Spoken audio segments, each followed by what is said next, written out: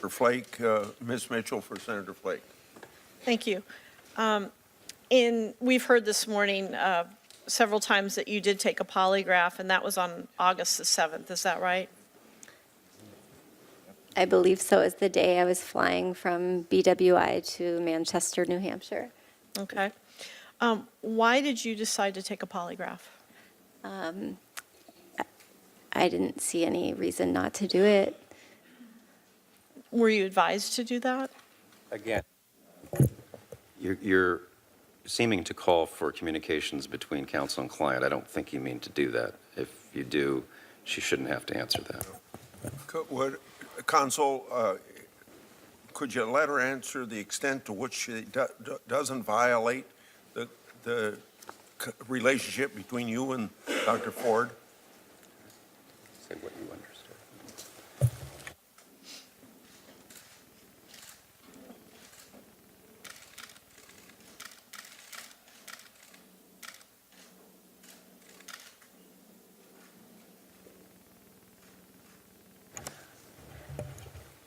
Based on the advice of the counsel, I was happy to undergo the polygraph test, although I found it extremely stressful, much longer than I anticipated. I told my whole life story, I felt like, but I endured it. It was fine. I understand they can be that way. Have you ever taken any other polygraphs in your life? Never. Okay. You went to see a gentleman by the name of Jeremiah Hannafin to serve as the polygrapher. Did anyone advise you on that choice?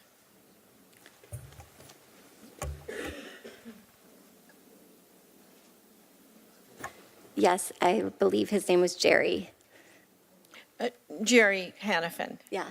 Okay. Did anyone advise you on that choice? I don't understand the. Yeah, I didn't choose him myself. He was the person that came to do the polygraph test. Okay. He actually conducted the polygraph not in his office in Virginia, but actually at the hotel next to Baltimore Washington Airport. Is that right? Correct. Why was that location chosen for the polygraph? I had left my grandmother's funeral at Fort Lincoln Cemetery that day and was on tight schedule to get a plane to Manchester, New Hampshire. So he was willing to come to me, which was appreciated. So he administered a polygraph on the day that you attended your grandmother's funeral? Yeah, correct. Okay. Or it might have been the next day. I spent the night in the hotel, so I don't remember the exact day. Have you ever had discussions with anyone besides your attorneys on how to take a polygraph? Never. And I don't just mean countermeasures, but I mean just any sort of tips or anything like that. No, I was scared of the test itself, but was comfortable that I could tell the information and the test would reveal whatever it was going to reveal. I didn't expect it to be as long as it was going to be, so it was a little bit stressful. Have you ever given tips or advice to somebody who was looking to take a polygraph test? Never. Okay. Did you pay for the polygraph yourself? I don't think so. Okay. Do you know who did pay for the polygraph? Not yet, no.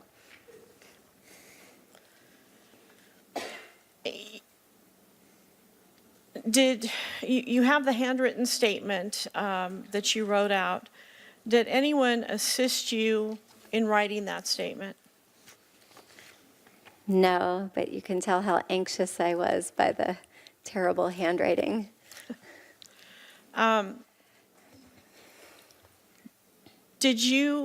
We touched on it earlier, did you know that the committee has requested not only the charts from the polygraph test, but also any audio or video recording of the polygraph test? No. Okay. Were you audio and video recorded when you were taking that test? Okay, so I remember being hooked up to a machine, like being placed onto my body and being asked a lot of questions and crying a lot. That's my primary memory of that test. I don't know. I know he took laborious detail into explaining what he was going to be doing, but I was just focused on kind of what I was going to say and my fear about that. I wasn't listening to every detail about whether it was audio or video recorded. Well, you were in a hotel room, right? Correct. Regular hotel room with a bed and bathroom? No. It was a conference room. So Okay. I was sitting at a chair and he was behind me. Did you note any cameras in the room? Well, he had a computer set up, so I guess I assumed that he was somehow taping and recording me. Okay, so you assumed you were being video and audio recorded, Correct. but you don't know for sure? I don't know for sure. Okay, thank you. We're going to